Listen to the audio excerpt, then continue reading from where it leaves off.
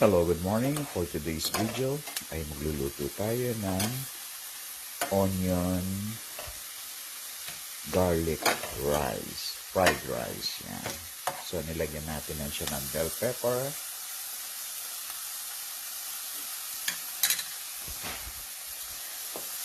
Ayan na po yung malamig na rice.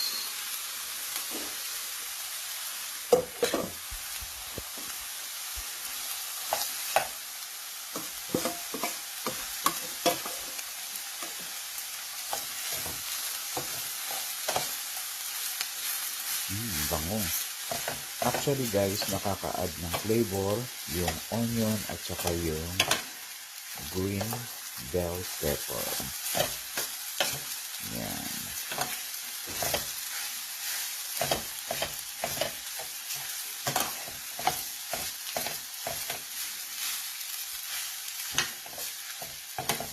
And also yung green pepper ay mataas sa vitamin C. And of course, mayroong potassium tayong nakukuha doon. Right? And then, pwede tayong magprito ng daing, yung mga salted dry fish.